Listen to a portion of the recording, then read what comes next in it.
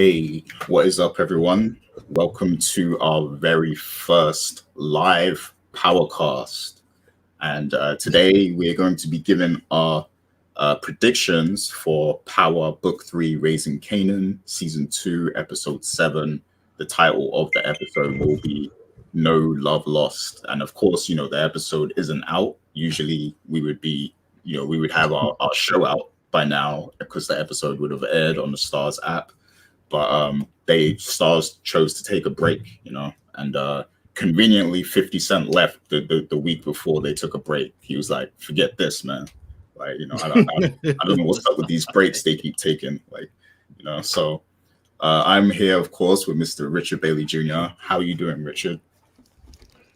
Doing good, Gary. What's up, listeners and viewers? What's up, indeed. And I'm also joined by Miss Dana Abercrombie. How are you doing, Dana? Hola, ¿cómo está? Bien. Grazie. El hungry. Well, she's hitting us with the Spanish today. Wow. El sí. Wow. Representation, for all our Spanish speakers out there. So yeah, this is a new format for us, a new thing we're trying with the Powercast. People requested it in the past. And here we are delivering. So it is a live show. It's not going to be as rehearsed and as orderly as our normal show. We're gonna interact with people if they come in, if people ask us questions or leave comments or have any sort of theories or statements. We will react to that, but we do have some things to talk about because there was a trailer for episode 7, which they it came out last week and everything, and we've watched that trailer a few times, and so we have some questions based on that of things that might go down in the episode, and we have our own personal thoughts and theories. So we're going to talk about all that stuff on this show, and feel free to chime in, because that's what we're here for. This is a show for the people. I know in America right now it's football season is kicking off, so I don't know how many people are into that, but we're not going to be here too long. So I know people want to watch the football and everything, but yeah, I think it's definitely nice to do something for the people who really enjoy this show, and hopefully we'll do more of these in the future. Dana, did you want to say something? Yes. Also, speaking of football, if you want, after this show, you can check out my interview with the NFL Films Paul, and we talk about all of the different players and the icons that is NFL, and when we talk about how they became icons both on and off the field. So, yay, plug for that. Oh yeah, definitely go check that out, and check out some of the other content on the channel also. I think you're going to have some more NFL stuff too, right? We're having more NFL interviews with actual NFL players. Yay. Oh, it's going to be interesting. NFL. See, we're branching. We give you all the sports and we give you all the entertainments. Take that, WWE. Oh, throwing shots. We are sports entertainment. Sports entertainment. Yeah. So let's get to this trailer. Let's talk about some of the predictions then, because I want to see what you guys have to say. So a lot of focus in this trailer I noticed seems to be around Burke.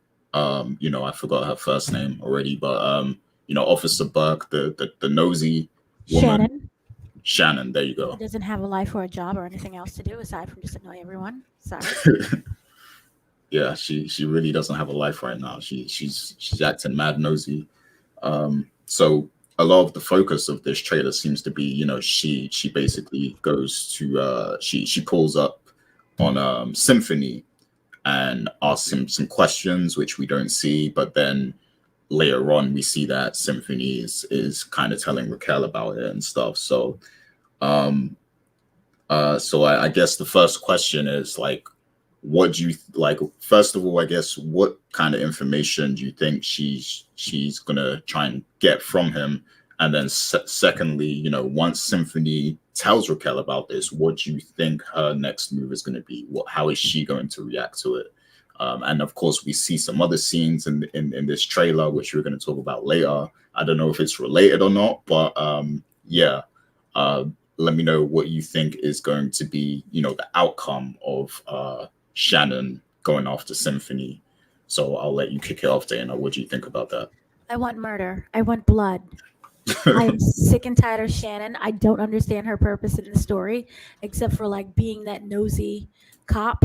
I would equivalent her to a Karen at the moment.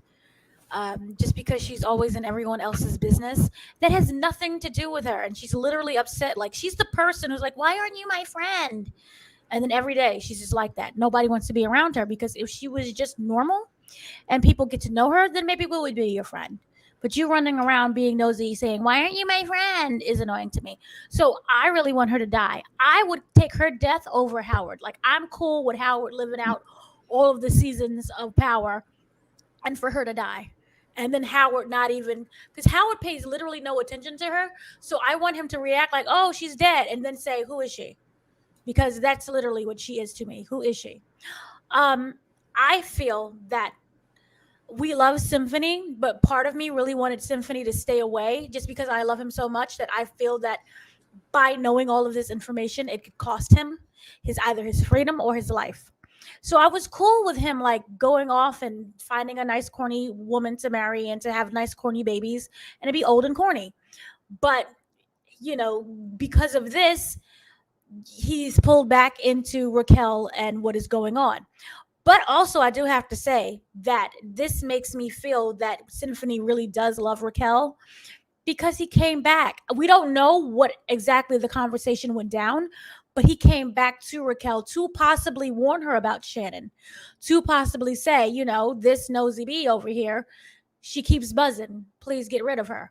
So I really like that, and I like their bond together. And maybe it is something where it's like a doomed relationship where they are going to fall back in love or find each other again, and then he dies.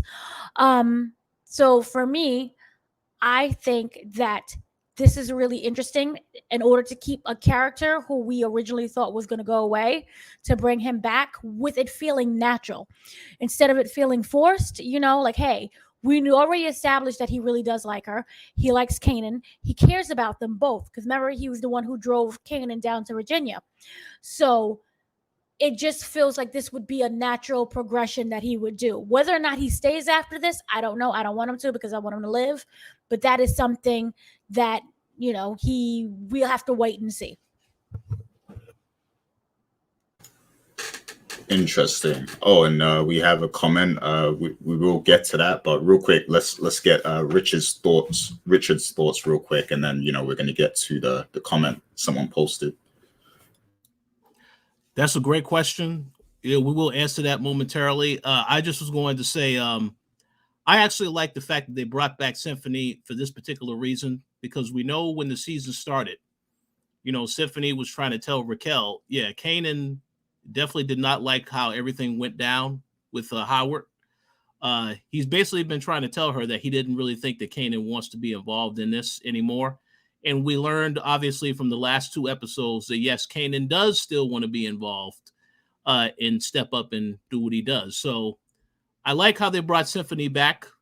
I think I do agree with what Dana said. I believe he still cares about Raquel, and he's going to basically try to warn her in the next episode to say that, yes, Shannon's been asking all these questions. And then, of course, she's probably going to ask him, well, what did you say? He's going to say, well, I didn't say anything to her, but that's going to place doubt within her, because if there's one thing we know about Raquel, is that if she feels she needs to do something, if she feels her business is threatened, she will do it.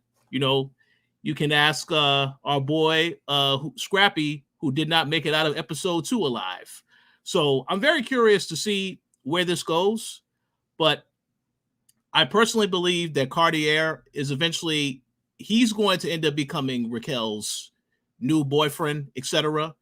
So I heard what Dana said about you may see Symphony try to get back in good with Raquel, but I think Cartier got that covered, because she can learn from him as well as manipulate him as well once she feels more comfortable with him.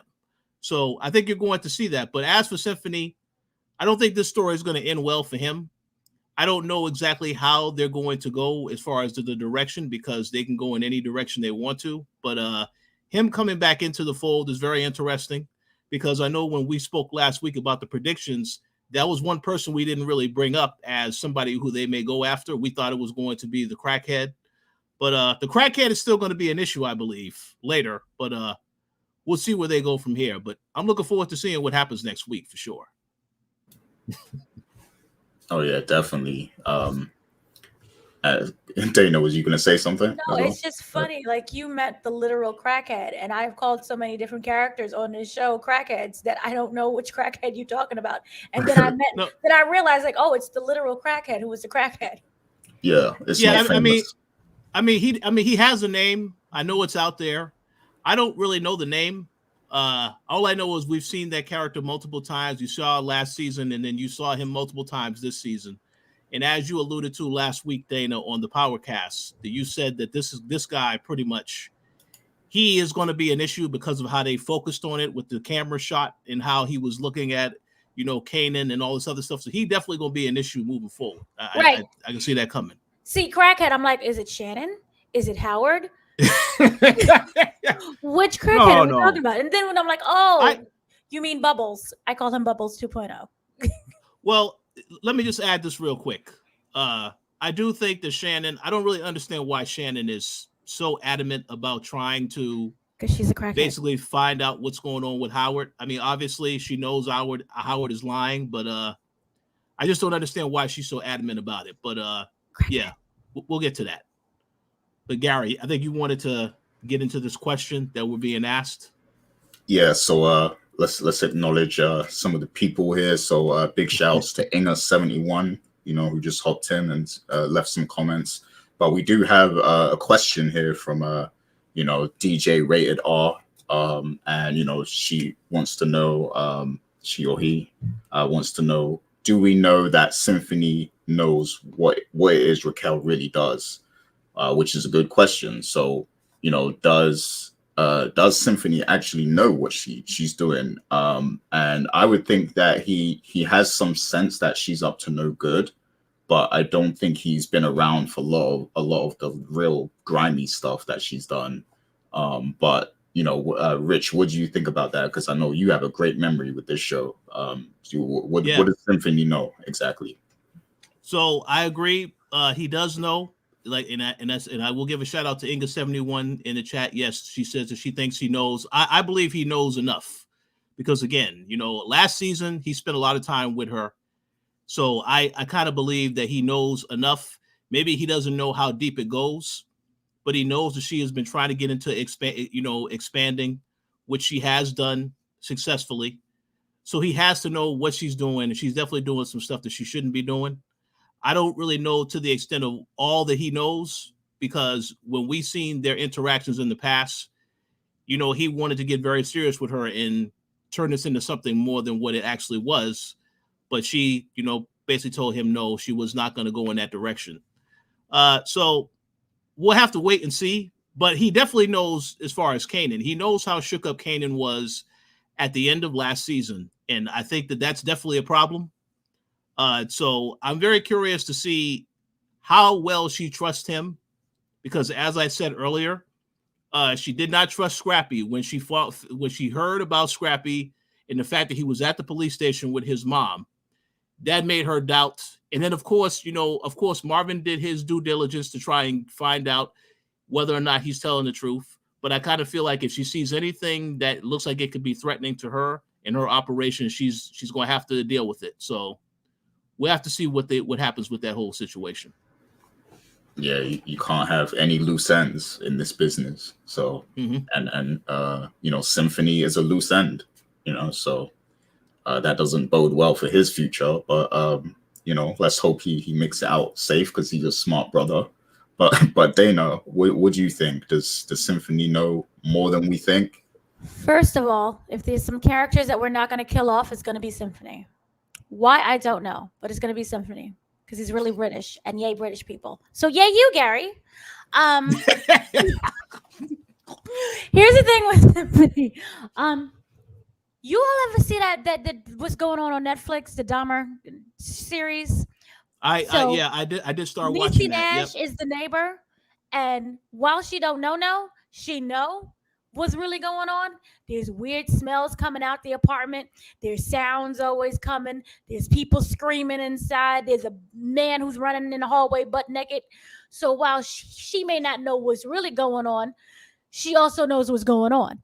And he's coming in like, eat my sandwich. And she's like, I'm not eating your sandwich. I think there's bodies in your sandwich. She knows, but she don't really know.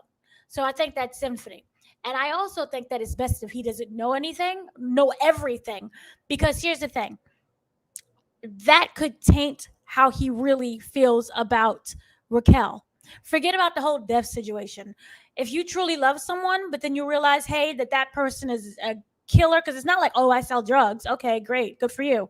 It's the way that she does it. She's killing people. There's kids who did get involved in one kid that I think for season 1.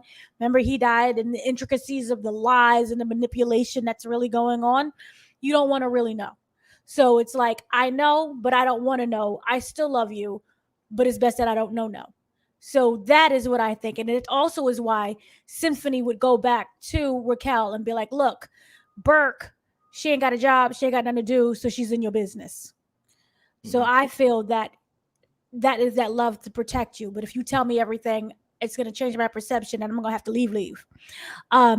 So I really feel that it's best that he keeps himself at arm's bay. One of the things that DJ Rated R just asked is, did she hide whether or not why he was being actually driven why Kanan was being driven down to Virginia, or did she lie about it? I think that he, again, doesn't fully know the reason why, but he knew that something went down. Remember, she called him right away. She knew something was going on. They had the conversation later, like, what is really going on? I drove you all the way down there. I can tell something's not right. She is personally keeping him at bay, and I think it's best for everyone. You also, on top of that, don't tell me everything so that way I can't incriminate you. She's purposely protecting him by protecting herself by not telling everything. So I think that they have that understanding, and I think that they are at that point where you do what you do, I do what I do. I love you. But I think that's as far as it's going to go. So that's just me. And yes, the Dahmer series was amazing. And, you know your neighbors. And don't eat what they have to say, because that's a little crazy. Don't eat neighbors' food. I'm telling you. Don't eat people food. I've heard some things about that show, so I might have to check it out, because I like conspiracies, and well, it's not really a conspiracy, but like I like dark documentary stuff like that. So it's a series. It's not a documentary. Niecy Nash is the neighbor, and she's black. So I'm like, oh my gosh. Isn't it based on a real thing? It's based on Jeffrey Dahmer. Oh, y'all keep forgetting you're not American. Jeffrey Dahmer was a big time serial killer. Killed a whole bunch of men. I know that. Right. And it was really interesting is they don't tell you that he killed black men. And he wasn't a racist. He also killed a lot of black men too. And that also gets buried, in by the media, because it's like, oh, he killed all these white people. No, he killed black. He was an equal opportunist. So, yeah. Right. Okay. Well, I thought it was a documentary, but if it's like an actual scripted show, that's even better. I'll check it out. Yeah, it's by Ryan Murphy, the guy who does American Horror Story. Yep. Okay. Peter Evans is in it. That crazy little white boy who's a really good actor, but I think he's also a little crazy too. So it's got some good people involved then. So yeah, I'll check that out. But yeah, going back to the Symphony thing, I agree with what Dana was saying. I do think there's beauty in ignorance sometimes, and I think they have that understanding of, look, I know you're not up to no good, but just keep it away from me. Don't tell me anything about it. Don't show me, and I'll keep my mouth shut. But if I see it, then I'm gonna judge you. So I think they have that understanding. So Burke, Shannon, she might not actually get much out of Symphony when she pulls him over, and I am interested to see how that exchange is going to go. So let's see what they're saying here. Symphony, yeah, you're right, and he knows something is up, but he doesn't want all the details.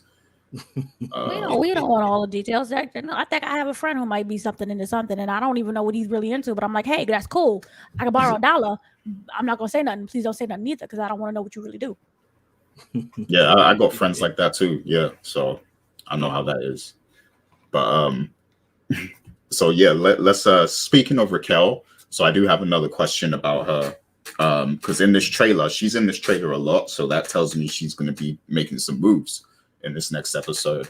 But one of the scenes that's kind of like snuck in there is she's having a meeting with, I believe it's her plug, the connect that she's working with. And you know, in the narration, she's saying something like you know, something to do with the South Side, like they need to make their moves, but have, you know, have their guns ready or whatever, or something to that extent. So I want to ask you guys, like, what is that about? Do you think she's going to possibly disobey the agreement she has with Saul at the moment, or is this stuff relating to Southside Jamaica Queens? Because you know, I'm not sure what territory it was in Jersey that she was trying to take over, but I know that, you know, they are in Southside Queens. So when she says Southside, that could mean a local thing, a local move that she's trying to make. And if it is a local move, who is that against? Could it be Dean or something? So, you know, I wanted to ask you guys what you think that might be. So Dana, do you have any thoughts at all on that? Always going to me first. That's all right. It's because I'm a woman. Um, No, just because I Rich don't. was first last time. I don't know. See, here's the thing. Remember, you know that she's expanding, right? And that she was very adamant that she was going to expand. I don't know the layup of Jersey. It could easily be South Jersey. I don't know. I just happen to live next to New Jersey, but I don't step into New Jersey because they're like, oh, it's New Jersey. Anyway, so I do feel that in order to escalate this, because growth is really important for both business and personal, this has to be Jersey. And that whole situation with Sal is not something that is going to go away.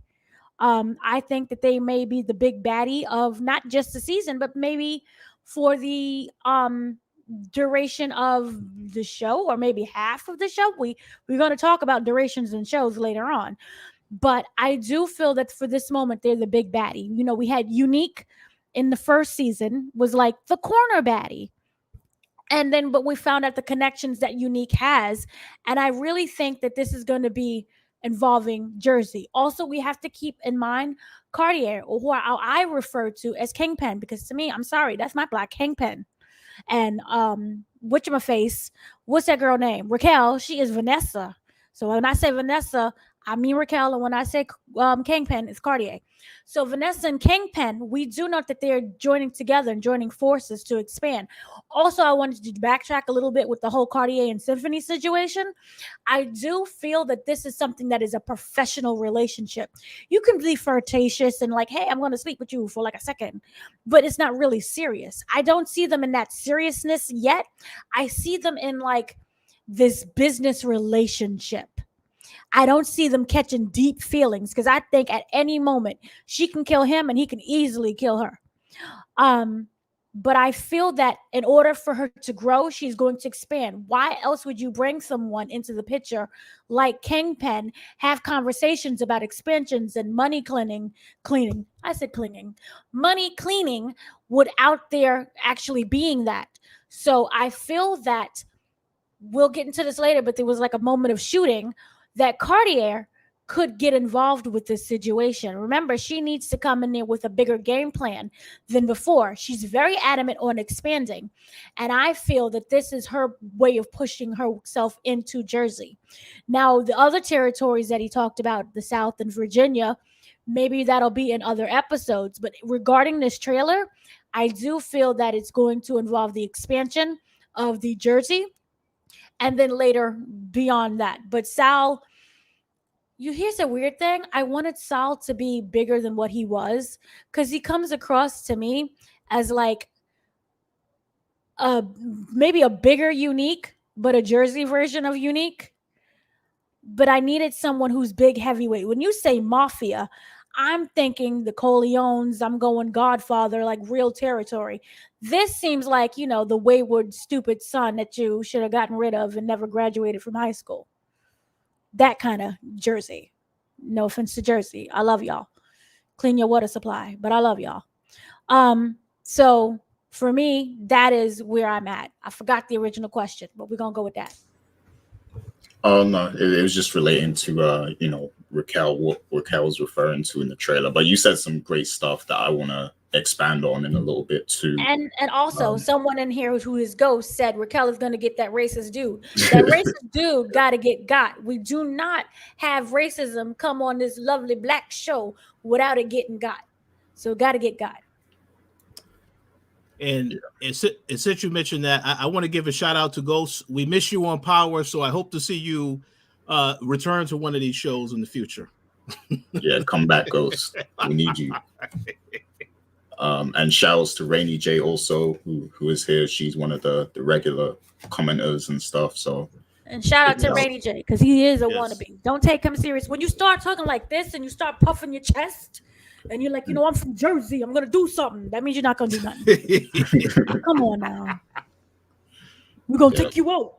The Negroes. No, come on. Yeah, so I know Rainy J, she said Newark, Essex County. Is that where Raquel said in the trailer? I don't remember. Rich, did she say yeah? I saw the trailer a few times. I don't know if she said I don't know if that's what she said specifically, but more than likely she did. If you want to check it out again. I want to make a comment real quick. I want to answer your question, but I want to mention something else, because I did see everybody in the chat they were talking about Burke. One thing that I did want to mention, and I want to give credit to Jeremiah Latumba. He's not here right now, but he was the one that left another great comment last week where he says it will be very interesting if somehow Howard and Raquel had to work together to get rid of Burke, and that makes a lot of sense, because they obviously Howard lied about the fact that he doesn't remember everything. He's been letting everyone at that department believe that he doesn't remember anything that happened with that shooting. So, and then of course Raquel has been lying about so many different things. She has been telling Kanan the truth. So I think it would be very interesting twist if that actually happened, because it makes total sense for them to have to work together to get rid of Burke. But we'll have to wait and see that if that's the path that they're going to take. It definitely would delay the inevitable situation of Howard getting taken out by Raquel, which I still think is going to happen at some point. But I thought that was a good idea, so I did want to mention that real quickly, because that was a very good comment that he left once again. To answer your question, though, about the trailer for that we saw for the next episode, I believe, obviously, Raquel is talking to Juliana's cousin. And we know that Juliana did not like the fact that Unique was still coming around the store threatening her. Even if he wasn't really threatening her, she didn't like that he was there. So I think that conversation that Raquel is having with her cousin in the next week's episode is basically to try to reassure him, oh yeah, everything is fine with Unique. But again, Juliana, I think, is going to have an issue with that, because again, recall the fact that she got kidnapped by Unique earlier this season. She's not going to just easily forget about that. And anytime she sees him around, and the fact that Raquel is working with him, remember, just go back to what she said when they had that conversation. She said, "This is weakness. You helped me last season as far as dealing with my situation with my husband, a character that obviously had to die. Yes. But the whole thing is that it looks like a sign of weakness, the fact that she is working with Unique. And if she ever finds out that Unique is now a part of this operation that they need in order to work with the mob, then yeah, that's a problem." So I think personally, she's trying to reassure him in that trailer, everything is okay. She has the situation under control with Unique. But, it also could be a hit on somebody else. That's why I said, when I saw that trailer, though, I thought about that instantly, because clearly she was not happy that Raquel didn't do anything about Unique. So I want to see what happens next week as far as that's concerned. But that's my guess as to what they were alluding to in the trailer with that conversation. Oh yeah, great points. I like the callback to the comment from last week as well. That would be interesting to see, you know, Raquel, if Raquel and Howard are like kind of put in a position where they have to do something about Shannon. And then another thing about Shannon as well that we have to take into account is that she does have a friendship with Jukebox. So if anything was to happen to her, you know, how would that affect Jukebox's character? Because, you know, we know they have a friendship, they have an understanding because they're both, you know, they both like women. So, you know, that might be something that affects her and kind of sours her a little bit on the family.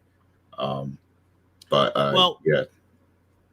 Well, I will add that as I had made mention to the previous episode, she, you know, there is a double standard where she did not want Kanan to pursue anything with Howard, but yet she wanted to pursue her relationship with Kenya. Now, the comment I did want to make is if something does happen to Burke and she ever finds out that Howard was involved, now it makes even more sense why she doesn't like Howard. So that's why I say if it goes in that direction, it makes sense, because you saw when she had that interaction with Howard, it's like, oh, where he's asking, where's Kanan? Well, he's wherever he wants to be. Obviously, she doesn't like Howard, but this will add to that, and it will better explain why she doesn't like him if something was to happen to Burke and he was involved. But we have to see if that's the direction they're going to take it, because they can go in a lot of different directions with it. That was just a good idea that Jeremiah mentioned, so I wanted to make sure I gave him credit for that. But continue. Yeah, Dana wanted to say something. I wanted to say, Ghost left a really great comment that I can't find because the comments are coming in regards to Symphony is basically Angela now, and Burke is Blanca. That makes perfect sense. That literally makes there you go. So Ghost, yeah. First of all, thank you for your comment. Second of all, I hope you're taking care of Angela, because, you know, she needs something. She needs someone. Please make sure that you send Burke your way, because we don't want her no more. So yeet her out of our universe and put her into yours. So yes, there's a lot of parallels that the show is making. And but it's a good way. It doesn't feel like it's a copy. You know, everyone has its original story and its origin tales, but yet it feels like you can put the connections too. Very good how they did that.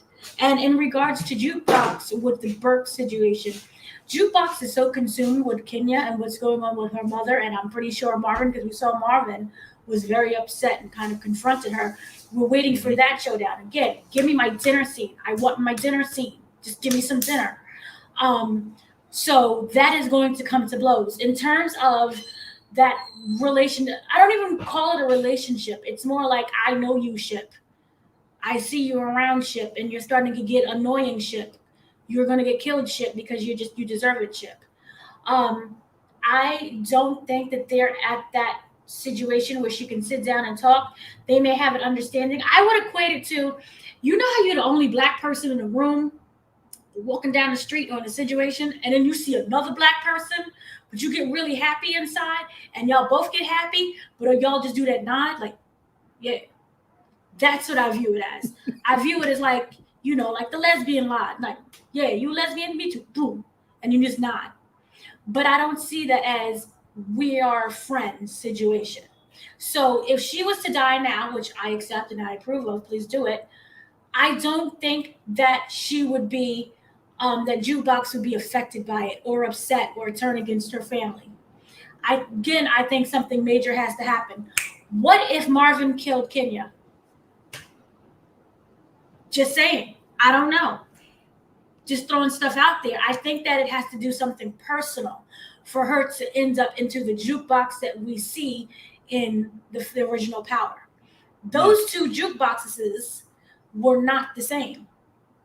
And so something major, as opposed to, oh my God, you killed my friend who was a cop who happened to be a lesbian. No, something else really has to happen. I think those breathing exercises are helping Marvin. I don't think he'll kill Kenya. And he's probably going to be doing some other type of breathing in a few episodes, like from that, some heavy breathing, if you know what I'm saying. So Yeah. Renee, that's right, Renee. Could we not have them and Renee? I'm the only one. She's a therapist. Can we just keep it nice and clean? Hey, well. See, that's the pun intended. This is how you make sure that the situation is clean. You ain't get to worry about being reported for not serving your time because you are having a one-on-one conversation with the person you're supposed to talk to. So he's we'll see what managing happens. his anger very well. Oh Lord. Yes. Jesus. he has to meet with his therapist to stay out of prison. So I do want to bring up one thing that Rainy G does say, go ahead. and that she says that that Marvin will go to prison and Jukebox is devastated and becomes a cop. That could happen, but why does she turn so? Because remember, if you remember the original Power, she killed a kid in the first episode because he screwed up on the robbery, and then she's like, "You'll learn next time." It was just like a me situation. So she is heartless. It got to the point where Kanan said, "I have to kill her or she gonna kill me." And that was like in the first 2 episodes. He was like, "Hey, she gonna kill me. This bitch is crazy. I'm in trouble." And we've seen this connection. Something seriously has to happen or continues to transpire. No one just automatically turns into that cold-blooded person, as we're seeing right now. She's happy. She's savable. She is someone who can actually do really great things and be positive. So it has to be a multitude of things, but to the point where I feel she keeps messing with Kanan repeatedly. And we haven't even gotten to that point. They're still like, "I love you, best friends." Yeah, I agree. I just want to make a quick comment. Go ahead. Ghost made a very good comment again. Not the wig. Yeah, I laughed at that one too. We'll get to that one. We'll get to that one too. That's a funny comment. But they also made a comment saying that made a comment that when Shannon asked her dad about Howard, he told her to stay out of his business. So there's also a comment that was made that Rainy J made. Maybe her father knows what Howard was into.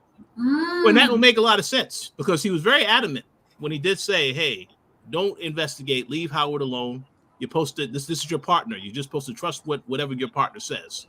So I'll be curious to see if that comes to light as well. But that's another good comment. Yes.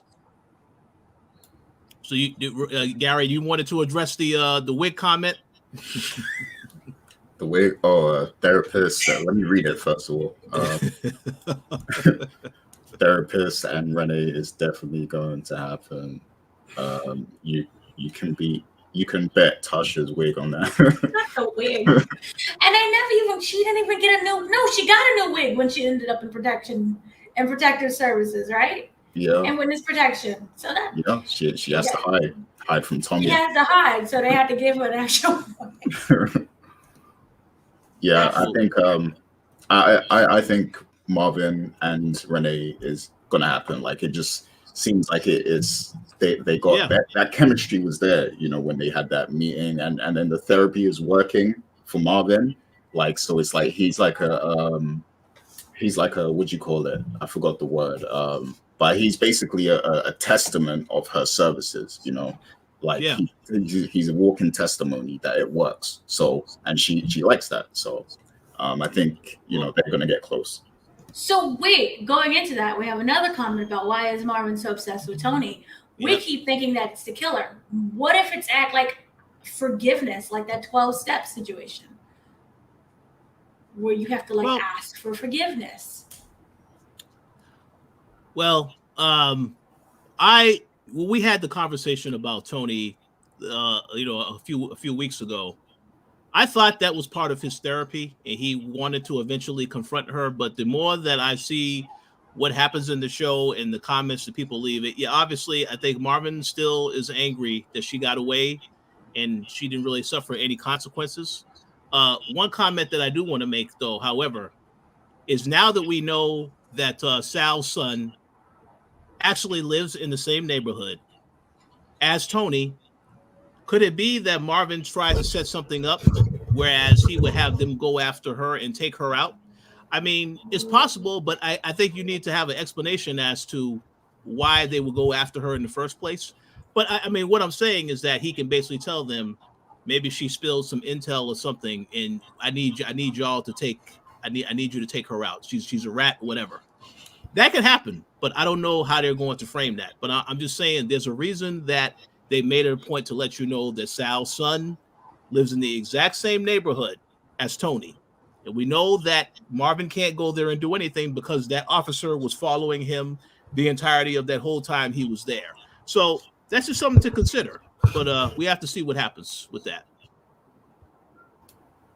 Yeah, everything's for a reason. I don't think they showed us all that for nothing. And and going back to like the trailer, because Marvin really wasn't in this trailer a lot, which makes me think that either something major is going to happen that they're not showing us, or he's just not in the episode a lot. But yeah, I think we're going to get answers to what was going on with that. You know, him following around Tony, and I do think it's going to somehow tie into the Italian situation, the mob. So that's going to be, very interesting when that happens. He might even, try to reconnect with her and use her in some way to, to help Raquel get, take over the whole Italian operation. So there's many ways it can go. But let's see what this comment is that you put up here, Dana. So Marvin is definitely going to send the Italians to take Tony out. Cops are on his tail every time he goes in that neighborhood. Yeah. Wait, you think Marvin's gonna send the Italians to take her out? Yeah. That Yeah, could because be, that could be. Well, yeah, because they told you that Sal's son is living in the exact same neighborhood as, but that's why I said I want to see how they're going to frame that, because you have to give them a reason to take her out. If you say that she's a rat or something, perhaps that's what it is, but I have no idea. Yeah, I can see that. Yeah. Go ahead. And the reason why Marvin is obsessed with Tony is because she's basically ratted everybody out from season 1, and she worked as an informant. Yeah. Yeah, shouts to doing me. Yeah, I know the football is on right now. You know, we won't keep you too long, but we definitely wanted to come here, chop it up with the people, interact. You know, I know some of us here are looking forward to that football, so we will, we will be watching that too. So let me get to this next question real quick, and I want the people to chime in also. But so what do you think is going to happen with Lulu and Cartier? So we get a scene in the trailer where they're talking, and it seems like Lulu kind of needs some help from him. And of course, we know what Lulu did in the last episode where he took out Crown Camacho, and Zisa was there to witness. So he's definitely going to need some kind of help, either with the label or, even with covering up the murder. So what do you think is going to be the basis of this alliance? And of course, Cartier was quite clear that he wants something in return. So what do you think that is going to be? What will he want in return from Lulu? So I don't know who to go to first. Dana's mic is open, so I mean, you got anything to say, Dana? It's always me, because ladies first night. It feels to me very simple that, you remember, Ziza is Cartier's what do you call it, artist. So it would have to do something with maybe publishing or something to do with the contracts and making sure everything goes to him as well. We do know previously, you could check it out, I did interview the actor who plays Lulu, who stated there is going to be a lot of friction between the two and a lot of bloody confrontation. And at the moment, we do have a dead body, and who knows how to properly washes all the good bodies and make sure your problems go away. That easily could be Cartier. And remember, Ziza, as you guys mentioned previously, is unfazed by seeing a Crown on the floor, half dead. So she is someone who could easily call up Cartier and be like, look, this is what happened. We need you to take care of this. Maybe this is a situation that's been done before multiple times. I don't know. But I do feel that it is like you said, it's a wash your back and I'll wash your situation where we're going to have to do with the deal. Also, who owns the record label? I don't know. That could come into play as well. Remember, previously we had that whole scene with Lulu looking over, and it was the name of the records. Like then it kind of was parallel to when Raquel looked over the I guess it was the balcony, and she was like, "Look, it's my city, and I own all this mess." So it was kind of the same thing of, look, I own this record deal. Maybe Cartier now wants a piece of the business because remember, he's someone who's a businessman. He takes up properties, he takes people's businesses, and that's how he ends up with his money. He has multiple avenues. So this is just another way of him making more streams of revenue. However, for Lulu, this is just not a business. This is his heart, this is his soul, this is his passion. And he's trying to also prove to himself and to Raquel that it's not a hobby, So these are two different people with two different ways of seeing this business. So there's going to be a lot of friction. So I do see that Cartier and him are going to have to get dirty. Everything is going to get nice right now. Okay, sure, man. Great. But then eventually things are going to start getting messy and uglier. And then I wonder, how does that involve Raquel? Raquel already doesn't have any respect for Lulu. Okay, because remember, Lulu's not ever there. She tried to call him that whole day. He wasn't picking up the phone because he was at the studio. She can't stand the fact that she cannot control her brothers. And while Marvin is still there, he's slowly starting to pull away simply because he has his own situations that he's going to have to start to deal with as well. So in regards to this, I feel that Cartier is going to start to be a menace. Also, you have Vanessa, who is, again, Raquel, whispering in his ear about, Lulu's, maybe he's lazy. He could be better than this. Make sure you get rid of him, get rid of this business. So it could be a sabotage from the inside out. Yeah, you make an excellent point because there is a part in the trailer where Raquel is talking to, I believe, Cartier. It could be nicely edited, but I think she was talking to him. And she said, she was talking about someone being insubordinate, and she could mean Lulu in that scene. And I'm thinking maybe she goes to Cartier and asks him to kind of like,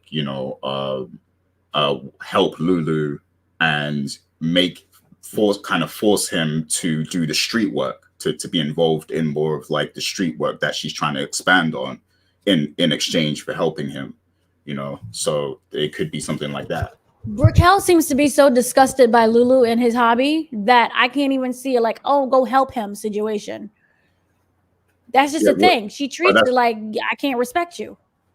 But that's what I'm saying. Like she could use it as a moment to force him to do more street stuff. Like, because she's been planning all these moves with Cartier of like expanding. So maybe she wants Lulu to be involved in that, to help her with the expansion. So she uses Cartier to kind of proposition him and say, look, I know what you did with Crown Camacho. I can help you with that situation and help you keep your label, but you have to do all this work, this street work, in order for that to happen. Or she could tell Cartier to just burn down the whole studio and that's it. I mean, yeah, but that doesn't do much for her relationship with her brother. It's going to completely destroy it at that point. So, but Rich, what's your thoughts on that? So I think I like that theory about him being forced to do more street work. What we did see in the trailer is that Lulu got beat down as well. So that could be a direct result of him having to do something for Cartier and then having to talk to him about that afterwards. The character is definitely in a very tricky situation now. The fact that Ziza witnessed Crown getting choked out. And by the way, let me go ahead and make this comment now. As the person that tried to organize a memorial for Crown, I'm very disappointed that no one showed up. But I guess we know why, because the character was pretty worthless and did a lot of dirty things to Lulu. I'm a fan of Lulu, so I side with Lulu 100% of the time. But I think Lulu is going to get very difficult for Lulu because, obviously you saw that Ziza did flirt with Lulu in this last episode, and Lulu denied her. So I'm curious to see what happens now that she knows that he killed Crown. Is she still going to try and force some type of relationship with him? Or is this going to be something, because she's basically going to be Cartier's eyes and ears anytime she's around Lulu now. So it's a very interesting dynamic in those regards, because they can go in a lot of different directions. But to go back to Dana's interview with Malcolm Mays, he did mention that he was going to have a lot of issues with Cartier. And I think the next episode, you're going to start to see a lot of that stuff come to a head. And the last comment I did want to make is Ghost made a comment about saying that, wish that they definitely would have done more with the music storyline. I do agree with that, because it feels like now it's going to go in a totally different direction because the crime stuff is still involved. We know that Ziza, as an artist, we have never heard of this artist in the regular Power. We know Jukebox has stopped singing as well. So I would assume that maybe you could say they were one-hit wonders, or their careers were over long before these other shows happened. But I'll be very curious to see where they go with this music storyline, because again, you do know that with Ziza, the whole thing is that Crown, Cartier wanted her to get that wanted to hear her song on the radio, and that hasn't happened yet. So Lulu has pressure with that as well, in addition to having to get rid of Crown's body and the fact that Ziza knows. So it's a lot going to happen with that character. He's going to be very stressed out, I think, in the next couple of episodes. So we'll see how that all plays out. Yeah, great points. Dana, I think you were going to say something. I wanted to bring up a comment because this is actually a really good comment right there. And it's about Kenya and her backstory. First of all, we just got Kenya. We just got introduced to Kenya. But I do believe that it would be really important to get an honest understanding of what she was really going through. Because if you're telling me I wanted to be a singer and so I abandoned my children and I abandoned my baby daddy so that I can go do wop pop pop in the middle of California, I, for one, am going to be very angry at you. Because that doesn't seem like a solid explanation as to why you left your entire family instead of bringing them all with you. Now, if it was a situation where we was all going, I'm going to go and make my business for like 2 months, so we can settle something. And then you found out that I ended up being a crackhead and that we all came down there, but it was best that I didn't bring the kids around you. And instead, because you were so strung out, we had to go back to New York City and just leave you there to be a crackhead, then that's fine. But I do understand that getting a better backstory of Kenya would probably give a better understanding to Jukebox and where her mindset is. Also, where is Marvin's mindset? Because aside from you abandon us, that leaves a lot of holes that's just unplugged. I need something to give me some kind of concrete way to figure it out, how to navigate Kenya and to navigate all these different relationships. We understand why Marvin is upset, and I get that he was left alone with a child, but was there something more to it? Was it she always was supposed to come back and she broke my heart? Was it a wham bam thank you ma'am moment of the night, now I'm stuck with the kid? I don't understand their relationship and how close they were. I'm going to assume everyone was teenagers. So how does that come into play as well? And then what is it like for Marvin to be a single father if he was a teenager or a very young 20-year-old with a child? So I think that if we understood that more, we would understand the characters and how they behave with each other. Marvin, he is not, I think that he is a father who did the best that he could. And so while his way of being a father, especially with how he basically tried to kill his daughter, was not a good move, I wanted to know, was that all that he knew? You don't understand? Like, this is all that I know growing up. I'm frustrated at you. I'm going to try to kill you. And now that we're seeing another side of him, I wonder if this means that he'll approach Kenya differently, because even though he kind of was very still angry at her, I want to know if we're able to sit down and have a conversation and give me my dinner scene. So I want to know what's going on with that. Yeah, I definitely do not trust Kenya. I think there's definitely more to her character that we just haven't seen yet. Yeah, there's definitely more to that story as well. Because go ahead, Rich. I think you were going to say something as well. Yeah. The last quick point I was going to add is that I know that in the past it was said that she was messing around with I believe it was NBA players. That was only one side of the story. We definitely, I think I do agree with Inga 71. We definitely need to find and get a full explanation of the story, because there's a lot that they left open there. And I do think we're going to get that, but before the end of the season, because they always do this thing where they'll build up the storyline and then you have a payoff towards the end. So I think we'll get an answer as we get closer to the end. There's only 4 episodes left, so we'll see what happens. But yeah, looking forward to it for sure. Also, I agree with doing me, because you got to do yourself too. And also, Raquel is evil. Yeah. Oh. Yep. That's a very good point. That's a very good point by doing me. That's very likely. High post def. We know that Howard was working undercover, and that definitely led to somebody getting killed. So that's maybe Howard covered it up, which is why he's so still sneaky and like can't breathe without getting Raquel's boo. Mm-hmm. He's always up under her. So that's another reason too. Absolutely, 100%.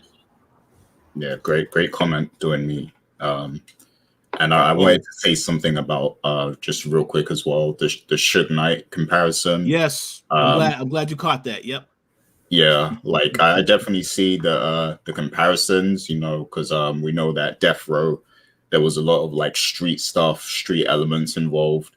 But I was also going to say that I'm seeing a lot of Murder Inc. in this too, because we know that there was a street affiliation with Murder Inc. with Supreme, Kenneth Supreme, who was like the street guy who, if you research, you'll know he's connected to 50 Cent, and his shooting and all that stuff.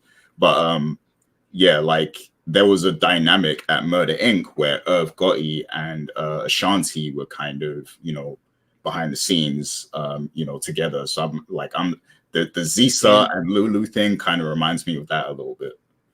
And that drama has continued to this very day with Ashanti, So that's very interesting. Is Ashanti? Yeah, Gary mentioned it. The relationships happening behind the scenes. Just a similarity, like because Irv Gotti and Ashanti were kind of allegedly together, like doing stuff. Yeah, but Ashanti was way more talented than Zisa. But yeah. Ooh. Oh, absolutely, absolutely. Yeah. See, at first I thought it was Lulu was Ashanti until he started to kill Crown. I was like, oh, you got your balls back. That's hilarious. Yeah, what was that? What did Lin Vin say? I saw you put that up. Let me see. It said, yes, as fans, we are owed more of an explanation of why Kenya left other than to pursue her music career. I agree 100%. Yeah. Mm-hmm. Yeah. Like from a storytelling perspective, they've been doing a lot of telling and not showing, because there's this show don't tell philosophy in writing. And they've been doing a lot of telling, but they haven't shown us what happened with that situation. And we need to see that play out. So they've been teasing us with that. So yeah, we need to know what's going on. Dana needs her dinner scene. So yeah, let's get that, please. My bet is episode 8. Stuff always seems to happen in episode 8. So maybe that's episode 8. Yep, episode 8. I agree. It's going down. I got my fork and my knife ready. We go. Yeah. So yeah, we need to the football's going on, So let me get to this last question, and then we have some news that we're gonna touch on real quick. So yeah, this was Richard actually reminded me of this, and this is an important question. Let me just read this comment here. Kenya said she fell in. with some bad people. I'm guessing drugs, Yep. but just to guess. Yeah, I thought the same. I thought the same as well, Ghost. They definitely need to explain that. We'll see. Oh, and don't worry, Inga 71. We definitely are going to talk about that too. But I think Gary had another question before that. Yeah, we're going to get to that for sure. Yeah. But yeah, so let me get to this question. So, we're past the halfway mark in the season. I think it's now time to get into some good speculation of, which characters are and aren't going to make it out of season 2 of Raising Kanan. So, like, which characters are going to get offed in these next, how many episodes are left? 4? Like, which characters do you see getting offed and killed off, completely? So, Rich, I'll go to you first. What do you think? Okay. I believe that Warrell is finally going to get killed at some point. I don't know why he's still alive. I think that Sal's son is going to get killed, and that's going to cause an issue with the Italians in their agreement to work with Raquel. I'm trying to think of some other important characters. Of course, Tony. Something probably is going to happen to Tony. I mean, I still like was mentioned earlier on this podcast. I don't understand the fascination that Marvin has with that character, but I think she probably is going to serve the purpose as somebody that eventually gets taken out. So I could see that happening. In terms of the main cast of characters, I still think Famous is going to have a tragic ending. I don't know how that's going to materialize, how it's actually going to happen, because there's a lot of times already in this season I thought he was going to get killed and it hasn't happened yet. So I don't know how that's going to happen yet. But Famous definitely going to get taken out. And that's all I can think of for the moment, but I may have something to add. Let's hear what y'all have to say, as well as the people leaving comments, who they think is going to either not make it out this season or, make it into season 3. And obviously, yes, Raquel will still be alive. I think the family will remain intact going into season 3, but other characters definitely their time is up. Uh-oh. Oh, that's the Dre. Oh, that's good. That's good doing me. No, we don't need another Dre, man. He was annoying. Warrell is kind of cool. He's smooth. Like, he's not. I don't think he's like a Dre character, but I could see Warrell getting killed off though. He seems like an expendable character, and unless he, the only way I could see him surviving is if he kind of betrays Unique, because then that makes him a bit more appealing as a character, and he would be an asset to Raquel. But if he's playing the sidelines like he is, I feel like it's only a matter of time before he gets killed. So can I respond to that real quick? Go ahead. I believe that because you just said, and that's an excellent explanation. You recall in the last episode how Unique made such a big deal when he spoke to Lulu, said you had opportunity to take out Warrell and you couldn't do it. I don't think your heart is still in this. So what if now Unique finds himself in that situation where he has to make a choice and take out Warrell? And I do feel that he would side with the Italians because that's business, that's money.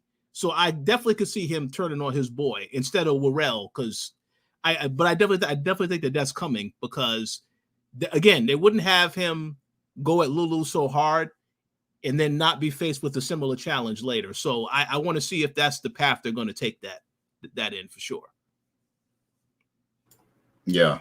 And I mean, Warrell, he was supposed to have a whole tower to himself, right? So like, if Unique were to take him out, does that mean Unique would then have to be in control of that? So I guess he has many incentives of doing that. But Dana, I wanted to get your thoughts on who you think is going to get killed off before the end of the season. So what happens is we kill everybody in my dinner scene. So it's like a big Godfather moment. In that, we will have Unique. I feel that whole conversation that he had with Lulu, oh, your heart's not really in it. What happened if it's Lulu who's like, yeah, my heart's in it. Boom, boom, now you're dead. So Joey has to go. I'm pretty sure he's on tour or doing something with movies. Joey goes. On top of that, Famous dies with my crack pipe. Remember, I said he turns into Pookie. So Pookie's situation, he's dead. Also, remember, we still have those tracks running around with the drugs in them.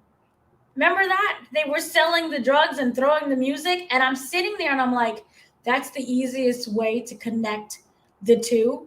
Oh, he's selling, and it's a Famous tape. Famous is selling crack with his music. So he ends up in jail. No one comes to get him again, ends up on crack. He's Pookie and he dies. So then we have Burke, because I need Burke to die, but she dies by the hand of Howard. I'm very happy with Howard dying. Oh, someone did say the mob will take out Unique, but not this season. That's good too. But see, I need a better mob because New Jersey makes me laugh, especially Essex County. I mean, seriously? Anyway, so then we have, on top of that, Kenya has to go. We have to figure out why Kenya is here. And remember, there was the thing of whether or not she was paid off by whatchamaface, Raquel. She can kill her as well. So she's dead. Why are you here? Why did you come back? You're upsetting me and Jukebox because you're going to break her heart. Go away. Then I need what's the thing? You guys talked about Worrell. I like Worrell right now. I want him to last a little bit. But if he does die, I feel it will be by Unique's hands. That's just the best way for it to be. I still don't know what side Worrell is playing. So we need to keep him around some. Then we have, so I like that. Yeah, that would be my top 5 right there. Tony, we already know is going to go eventually. She and her husband can go. Because remember, she got married. It's in the New York Times. He can look, baby, what's going on? And everybody's dead. So he goes too. So basically, Dana wants a whole new cast for season 3 of Like I said, they can be in the dinner scene. The mob comes through, and those die. Those people die. We're good. Give me something with the mob, because right now the mob is not mobbing. Yeah, and I agree that they do make the mob look silly because of the attempt to try to take out Raquel and Kanan, which was unsuccessful. Like, so who even does that? We're gonna kill them in the woods, boys. Come on now. We're gonna take them out. You didn't even take them out in the woods. Yeah, so they have to show that they are serious. You know, obviously you saw how they were serious whenever she tried to do business in that area. They shut it down, but they haven't really taken out anybody. So I definitely want to see them take somebody out at some point. So yeah, like for us to believe that, you know, these are really bad guys, really dangerous, we have to see that. We have to see them take out someone or rough someone up or kill someone, you know, something has to happen. As much as I hated Force, and I still hate Force, that was more of a mob than what we got with the Jersey boys over there. Well, a mob that made questionable alliances. You kill somebody. Oh yeah, you know, you killed my guy. Hey, you know what? You look like you be a good fit for this job. Just come work with me instead. You thought the Irish mob was more serious, Dana? I thought. See, the thing is, I thought Da was right there. You know, ready to kill everybody right away, and he had no problem with that. And you had the Jersey boys, and they're sitting there talking about, you know, I live in the corner. You know, we got a lot of money. We got to come and get you. You don't cross us. Like, you don't talk too much. The thing that I liked about Force's mob, and I hate Force, was the fact that there was less talking and more just doing. Yeah. So I have to hand it to you with that. With this, I just feel that it's like, it feels like somebody watched a mob show. It was like, we're going to throw the mob in here. Yeah, See, thank you. Where's the Sopranos?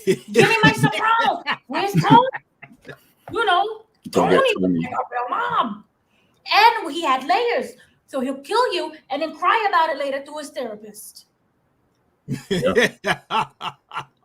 Yeah, you know why I actually agree with Dana that Force had the better mob? Because, you know, they had those Irish Avengers that they brought in to kill Tommy in that one episode.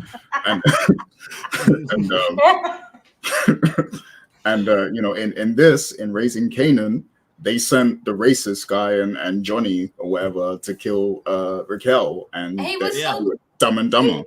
And they were so consumed about whether or not whatchamacallit 50 Cent Kanan was running around sleeping with a white girl. Like, what are you doing? And in the Irish, they were just as racist, but it was like they felt like real racists, as opposed to, oh yeah, you're gonna leave him with a black guy and he's gonna go and bang your daughter. Gabagoosh.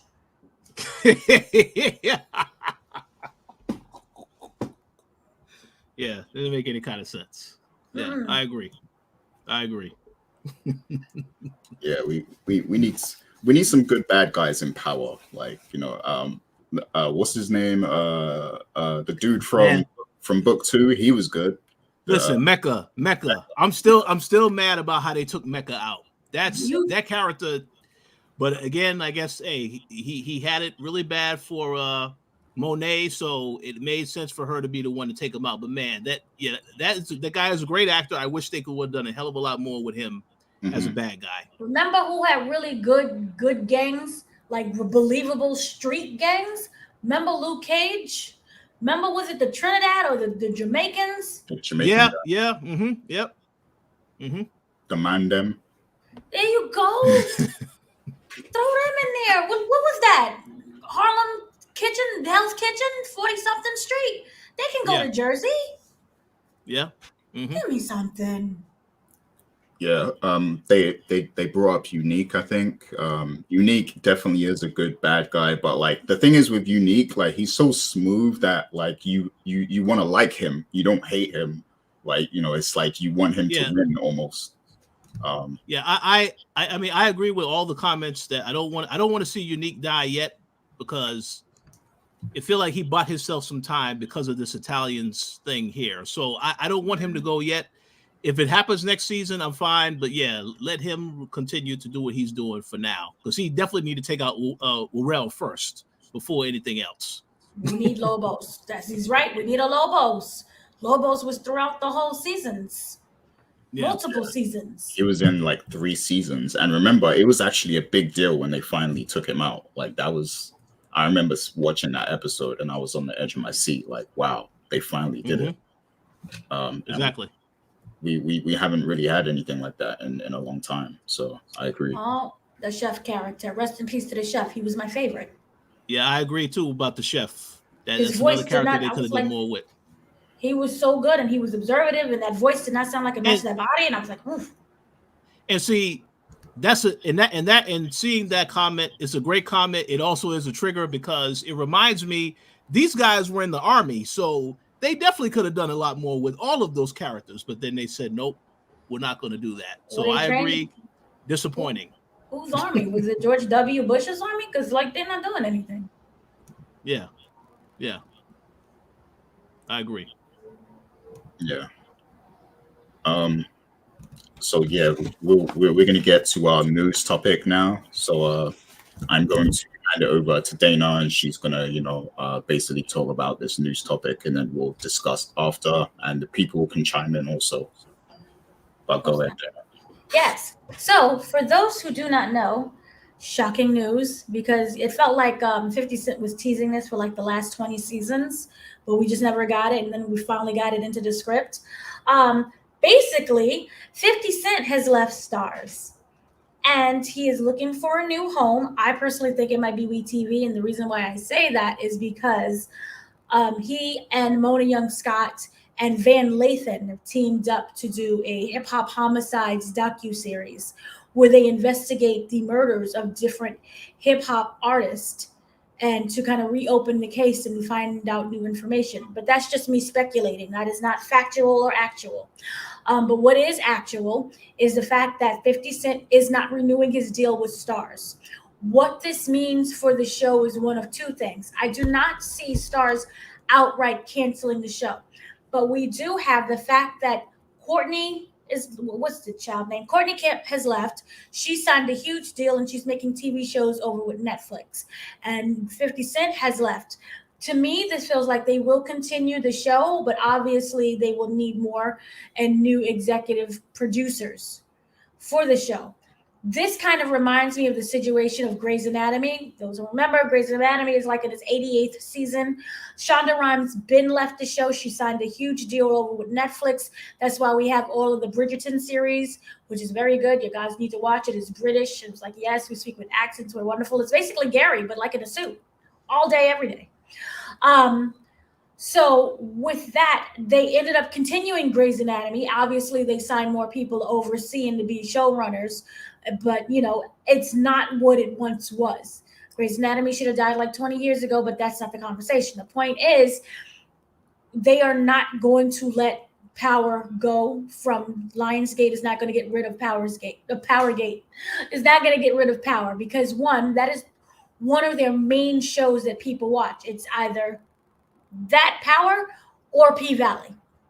No one is tuning in to see White Serpent, but there is a big audience for Outlander. But overall, in order to win this streaming game that we're in, you're going to need something more than just what I just said, P-Valley and the other one. So as of right now, 50 Cent did say that he will let people know where he's taking his talents next. Remember, this is a man who makes shows after shows after shows. So we will never not have a moment where there will not be a 50 Cent show. Now, I don't know what this will do in terms of the writing. I don't know if this means everything is going to go downhill, but we do know that Sasha Penn, who is the showrunner of basically all of the entire Power series, is not going anywhere. So that is a plus. I see a lot of people in the comment section saying different networks where 50 Cent could go, and I strongly hope that it is not BET either, because that is a mess of a network itself. No, BET is now the Tyler Perry network, apparently. So I hope he doesn't go there. BET Plus is the Tyler Perry network. No, they have like really good things. No, I'm sorry, I lied. They have one good thing. Y'all really need to watch the Miss Pat show because that was like good. It's really great how they're able to do like crackheads, dead serious, crackheads and comedy. But it all makes sense. It's about family and drugs and addiction and sexual abuse and assault. But they do it in a comedic format. It's only 30 minutes per episode. It really makes it work. They got nominated for an Emmy, and I'm like, oh my God, BET got recognized. So maybe that means something better will come along as well. Tammy's in it. She plays a crackhead. She plays a crackhead on another BET Plus show as well. It's called House of Vicious, where she's a fashion designer. And I know I'm going completely off trail, but Tammy's a really good actress. Why is she not in Power? I don't know. Anyway. So that is what the news is so far. We do not know what the network is, but we do know for certain, it has been confirmed, 50 Cent has walked away from Stars. And he is no longer associated with the Power franchise. So in terms of voiceovers, remember how we get that voiceover right at the beginning and right at the end with our little bookends and tell the whole story in terms of what's going on with Raising Kanan? We may not get that anymore. Maybe it's the Raquel show. Isn't he still sort of like consulting with the show or something as well? He is sort of consulting. The actual details have been murky. We don't know the full details of what's going on, but he is not creating any new shows for Stars. Right. Yeah, so I mean, my quick thoughts, because I wanna go to Rich and see what he thinks and everyone else too. But so we doing different series, yeah. But yeah, my real quick thoughts on this is like Power is such a success, like because there's so much of like the black people in the like black people in the UK and in America that are into this show. And I feel like, why wouldn't HBO, why wouldn't Amazon Prime, why wouldn't these other big streaming services want a piece of that? Like they would want their own drug universe or just shows made by 50 Cent, period. Because what he does next, it might not even be a drug show. You never know. He might expand his, creativity and come up with something completely new. But yeah, I think they've seen the success of Power and they've seen that Courtney and 50 were a part of that. We saw Courtney got her big deal at Netflix. And I think now it's time for 50 to get his, So I do think whatever move this is, like, it's going to be a huge network, I think. And I don't know all the US networks because you guys got different networks than us. But I do know HBO is a big one. I know Showtime. You know, I know Amazon is spending a lot of money to build up Prime.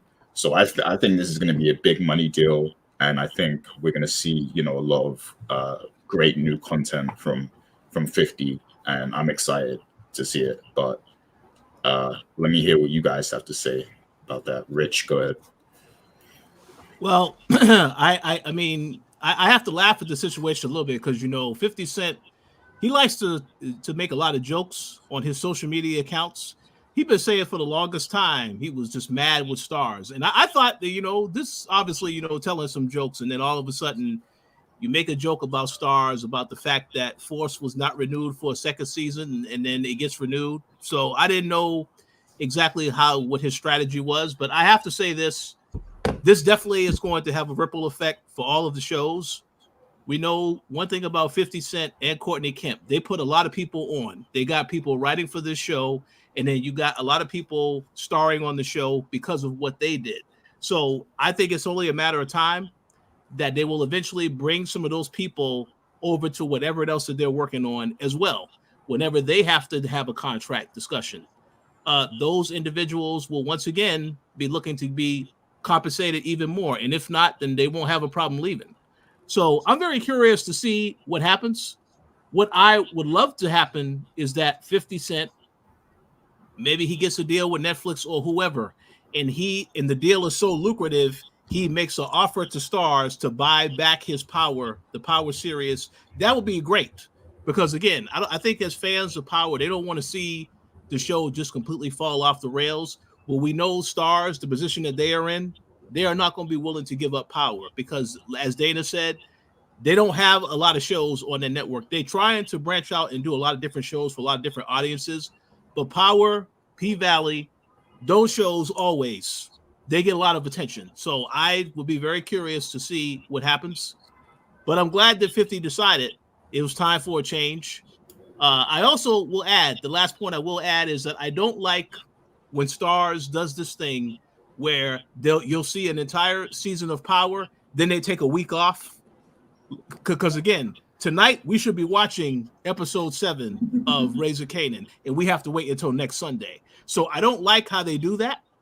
A lot of other shows have started doing that because they did that with The Chi as well. The most recent season of The Chi, they did the same thing. So I understand, but I really don't like that because I kind of feel like when I want to watch a season, I want to watch the season. And you know, Courtney Kemp, as she said in her live a while back, she doesn't like that either. She doesn't know why they just don't show the entire season. But again, they're trying to get people to stay subscribed, so I understand that. But it is what it is. But yeah, all I have to say is I do hope that we do get eventually the Power show does not suffer too harshly, and 50 is able to get a good deal where he can bring some of that to wherever he's at next. But You know, we'll see what happens. You know which show I'm most concerned about? Because Power, it's had its run. We've had multiple iterations. You know, it's a success. But I'm really concerned for BMF now because really? He just started doing the BMF show. We had the first season last year, and you know he was heavily involved in this, and a lot of people who were into like hip hop and street culture and stuff, they looked at 50's cosign on this project as a green light that this is going to be good. But if BMF now falls into the wrong hands at Stars, and it could easily go the wrong way. It could start to, be watered down or not be a good show. So I'm more concerned about that now that he's left. But Dana, what was you gonna say? No, I wanted to address a couple of things that got brought up here. The fact one was, did I hear that Mr. Big, Ron Isley, will play Monet's dad? Child. I'm a fan of that decision. So contagious. I wish. I'm hoping. I'm waiting for that officialness. I need that officialness first, but I would be here for that. And he coming in as Mr. Big, and then Yes, ma'am. Sorry. But remember, he just recently performed. He did Essence Fest and he knew all his words and he could sing and he was good. So he could memorize them lyrics just as much as he memorized those scripts. I'm here for it. So, yes. In terms of what Ghost said, would he be doing a different series, not Power Universe? Yes, it would be for a completely different series. You have to remember that 50 Cent is a man who knows how to evolve. He can give you literally anything, and it'll be very good. He has really great ideas. I have spoken to him several times. He is absolutely fantastic. That brain that he has is always buzzing, and he's brilliant. I don't know him personally. I'm just going from creative wise. I love him. Also, yes, BET is the worst. We do not want BET at all. P-Valley has to be renewed. Shh, it's gonna be renewed. It's renewed. Don't worry about that. It is one of their highest rated shows. They have a nice long standing. Unless the show itself wants to end, it is not going to be canceled. It is going to be renewed. The numbers are absolutely fantastical. Also, on this, he can't act a certain way with those networks. No offense, but I don't think they are open to hard negotiations and certain energy. Let me explain something to you. What we see as 50 Cent and how he acts online is much different than how he is professionally. I have seen him in very professional settings in front of journalists where he has cursed out this white woman, but the white way, in terms of like very technical, very factual. So he knows how to give you that business sense of mind. He knows how to behave himself. And then, of course, he goes on the internet and he starts trolling. He is a man of different facets. So there's really nothing to worry about. And also on top of that, his shows are successful, except for Life, which was the one show. It's still on the air, by the way. It's just moved to a different network. It's not on ABC. I believe it's on IMDb, which is now Freevee. So it is on TV. Power is on Amazon, but it's on Amazon. It's through Stars. So you have to have like Stars in order to get Amazon. You have to have the Stars network through Amazon. It's a weird thing. A lot of money. I know people, it's weird. Also 50 Cent should create his own network. I agree with that. If Tyler Perry can basically be BET Plus, yep, is the Tyler Perry network until other shows started jumping on.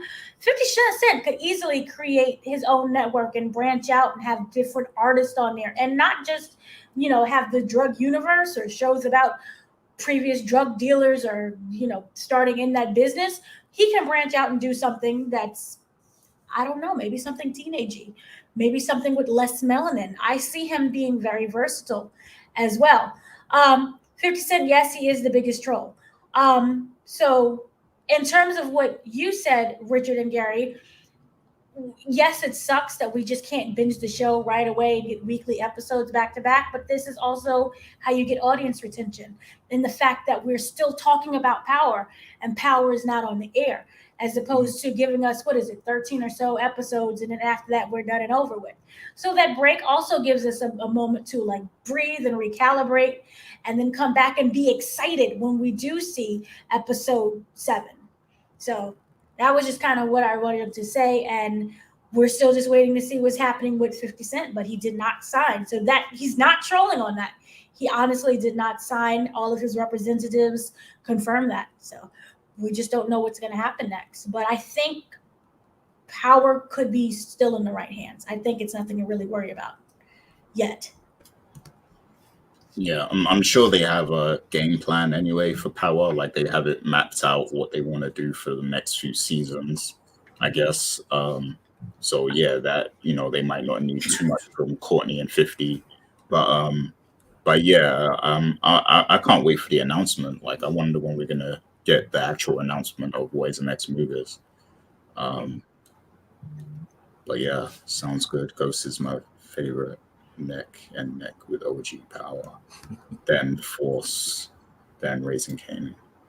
Yeah, how would you rank these spin-offs, like personally, like Rich, between book 2, Ghost, and Force and Raising Kanan? Like, what order would you place those in? All right, well, this is gonna be a controversial answer.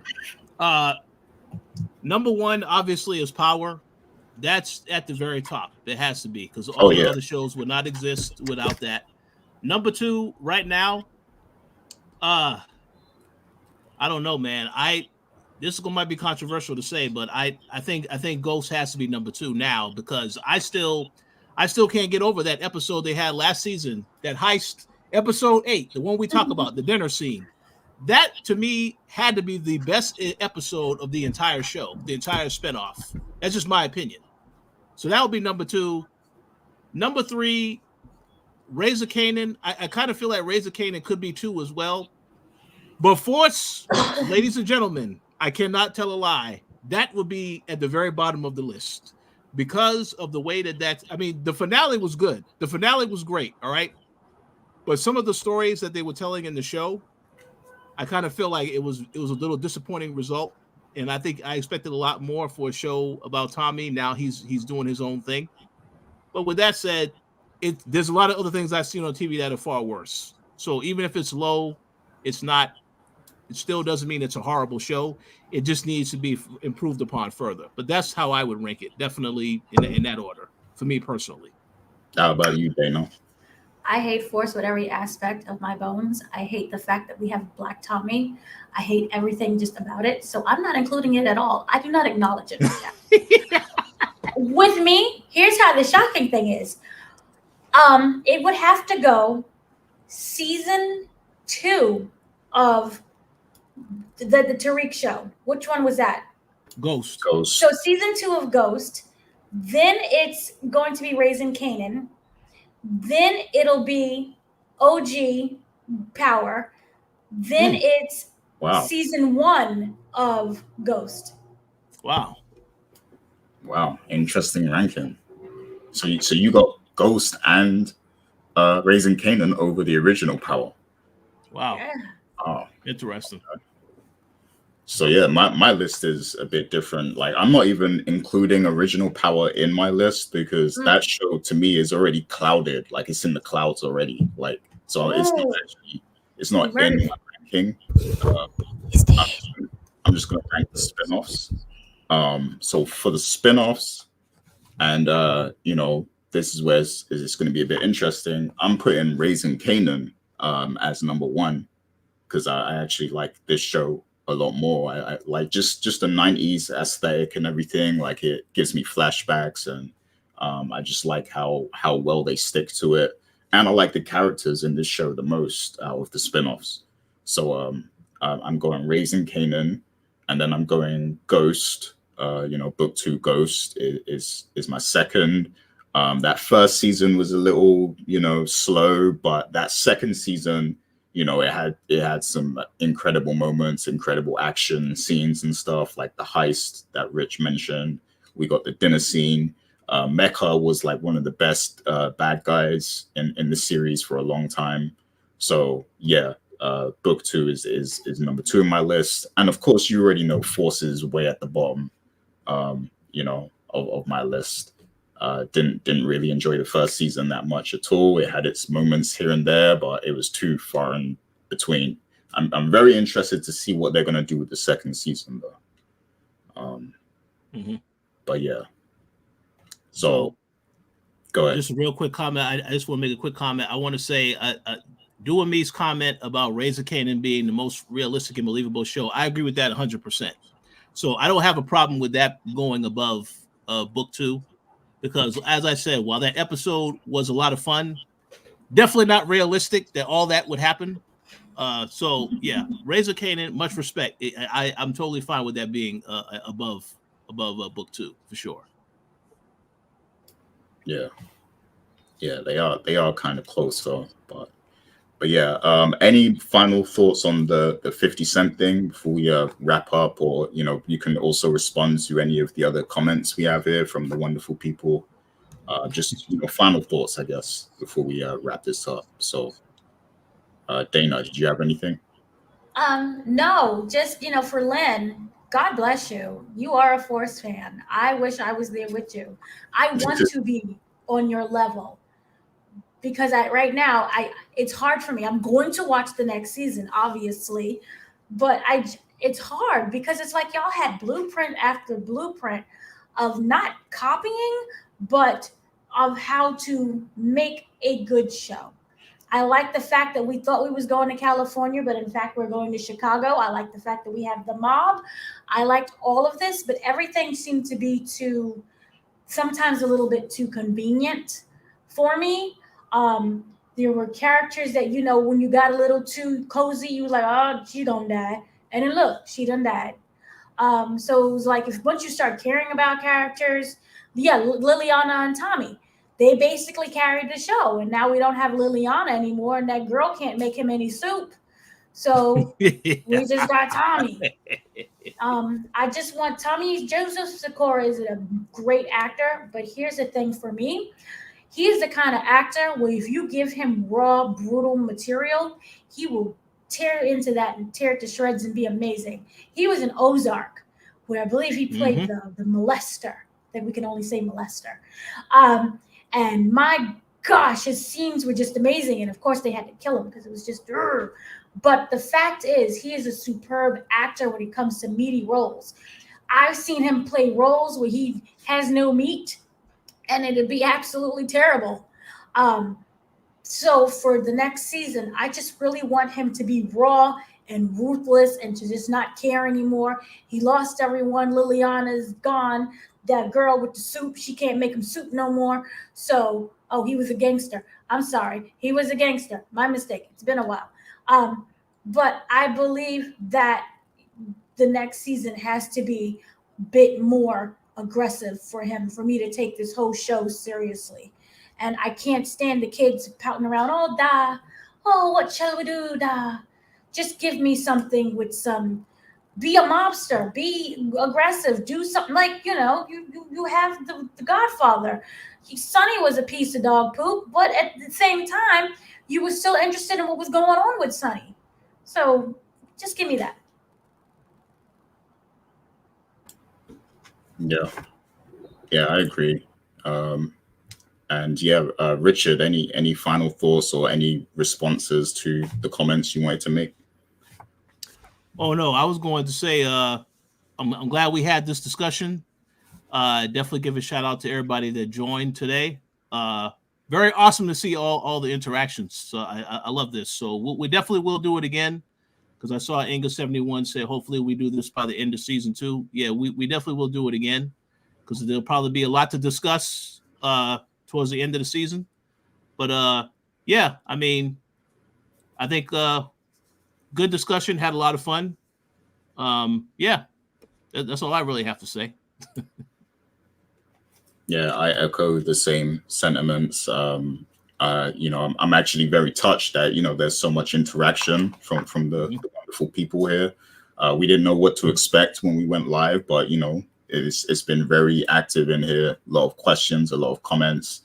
And, this is what we love. This is why we're here. So thank you guys for all showing up and, engaging and everything, because that's definitely what we wanted to do. That was the objective here, is to do something live so that we can include all of you, because we're all passionate about power and stuff. So that's great.